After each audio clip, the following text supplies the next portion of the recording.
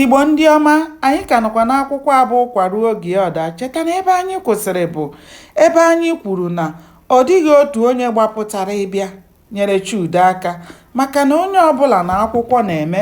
Mgbe o bere elu bee ala, otu onye nkụzi ha nọ be ya nụ mkpu na-ada, mara na onye na-eti mkpu abụghị egwu ka ọ na-agụ, wee gbaruo ebe ahụ hụ Chude ebe dike na-azụ onwe ya. Ebe a ka esi buru Chude gawa ụlọọgwụ. Chude nọ n'ụlọọgwụ abalị 5. Dibịa bekee wee sị ya lawa ka o si n'ụlọ akwụkwọ na-abịa.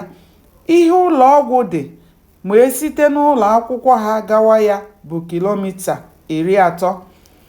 Ụtụtụ ọbụla Chude agba moto gawa ụlọọgwụ ije gbaa ọgwụ. Agbachaa ya ọgwụ, ọ gbakwa ụgbọ ọzọ si ebe ahụ lọta.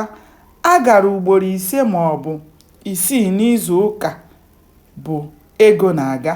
Mgbe o mekatara, o dere ndị be ha akwụkwọ si ha na ya atọla n'ọhanze. Ọ na-atụ anya ego nke taa na nke echi, ma ọ maghị na onye ya nyere akwụkwọ ahụ tụfuru ya n'ụzọ na-amaghị ama. Chechaa ihe ọ ga-agwa ya si ya na ozi ya ejewela. Ọ maghị na mgbe ọ nọ na-atụ anya ego na ndị be ha chere na ụbọchị dịrị ya sam. Agwọchala ya ugbu a, ma ihe fọdụrụ ya n'akpa bụ kobo 50.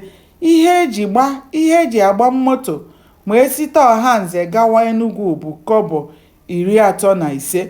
Ụbọchị na-akpụdewe nso n'ike, ma nwoke ejighị ike nga ya.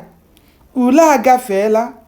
Chude ma na ọ gaghị eme nke ọma n'ule ahụ, maka na ihe mere ya ekweghị ya gụọ akwụkwọ. Ndị mmadụ na-akwado ihe ha ga-eji laa n'ike, ma Chude emeghị ahụ ka ọma na ụla eruwela, n'ihi na ndị be ha dewere ya anya n'ezi.